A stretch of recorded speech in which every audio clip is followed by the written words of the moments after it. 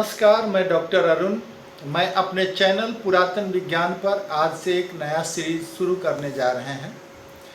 ये है होम्योपैथिक दवाओं के विषय में।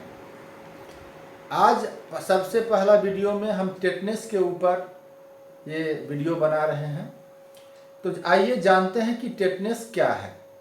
टेटनस एक गंभीर बैक्टीरियल बीमारी है। इसका सीधा प्रभाव नर्वस सिस्टम के ऊपर पड़ता है। यह क्लोस्ट्रीडियम टिटेनाई नामक बैक्टीरिया के संक्रमण के कारण होता है। अब हम जानते हैं कि ये बैक्टीरिया पाया कहाँ जाता है। तो यह लगभग हर जगह पाया जाता है, धूल में, मिट्टी में, गोबर में, अस्तबल में, गौशाला में। अगर आप घर में कोई पशु पालतू पशु रखे हैं तो उसके आसपास जहाँ वो बीट करता है, जंग लगे सामानों में, हर जगह ये उपलब्ध है। अतः इस जगह की साफ सफाई हमेशा घर में रखें। अब इसका संक्रमण होने की संभावना होता कब है?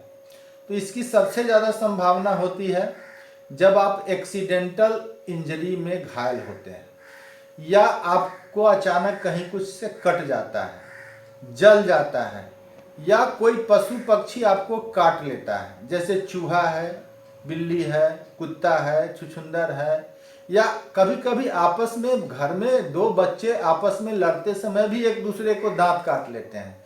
उस समय भी ये होने की संभावना हो सकती है। भारतीय परंपरा में ज़्यादातर हम बच्चों का या बच्चियों का नाक छिदाते हैं, कान छिदाते हैं।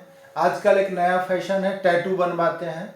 उसमें भी इसका संक्रमण की होने की संभावना है। अतः इस समय आप सावधानी अवश्य बरतें।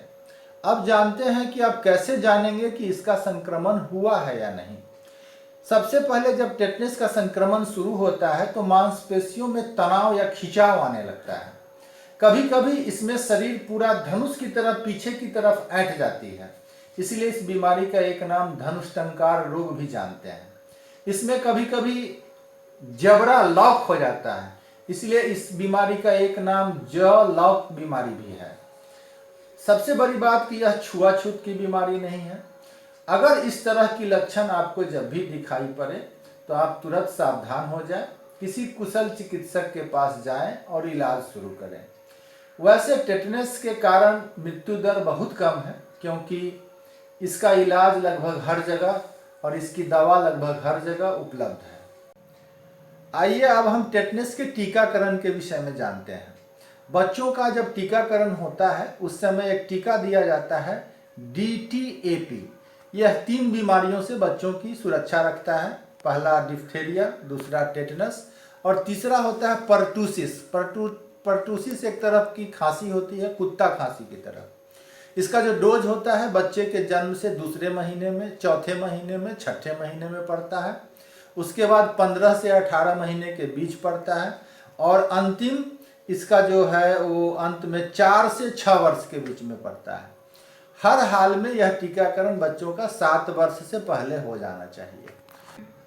बहुत ऐसे लोग हैं जो इवेंट स्पोर्ट्स में भाग लेते हैं, या फुटबॉलर हैं, क्रिकेटर हैं, कबड्डी खेलते हैं, तो उनके शरीर में कभी भी इंजरी होने की संभावना बनी रहती है।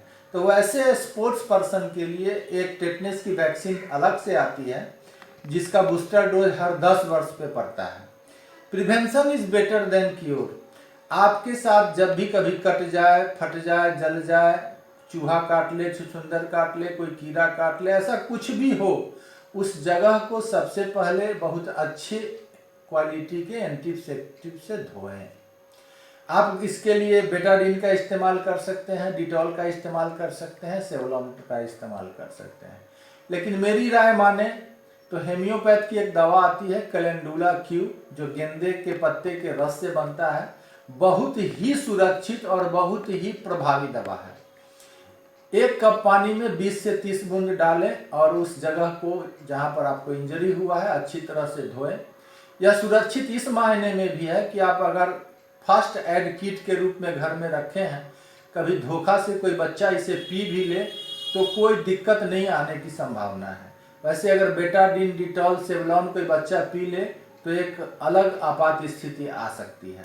आते हैं दवा के विषय में। जब भी हमें कोई इंजरी होती है, कटती है, फटती है, कोई चीज़ काटता है, तो हम लोग सबसे पहले टेटवैक नामक इंजेक्शन लेते हैं, लेकिन मेरे हिसाब से यह प्रभावी नहीं है और उचित भी नहीं है। कारण कि टेटवैक को एक खास लो टेम्परेचर पे सुरक्षित रखा जाता है, लेकिन हमारे मार्केट में, हमारे दुकानों में जो उपलब्ध टेटवैक है उसके साथ ऐसा कोई नॉर्म्स प्रयोग में नहीं लाया जाता है। हम लोग साइकोलॉजिकली टेटवैक ले तो लेते हैं, लेकिन उससे आप अपने को सुरक्षित नहीं मान सकते हैं। इसके लिए हेमियोपैथ में एक दवा आती है जो बहुत ही प्रभावी और बहुत ही सुरक्षित है। उसका नाम है लीडम पाल। लीडम पाल की 30 पोटेंसी, लीडम पाल 30 पोटेंसी। जब भी ऐसी कोई कंडीशन हो, एक बूंद जीभ पर रखें, 10 मिनट के बाद फिर एक बूंद, 10 मिनट के बाद फिर एक बूंद। आप टेटनस के संक्रमण से सुरक्षित हैं। मान लीजिए कि लीडम पाल लेने में आपको देरी हो गई हो और उस जगह पे दर्द उत्पन्न हो गया हो, तो उसके लिए एक दवा आती है हाइपेरिकम 200 पावर।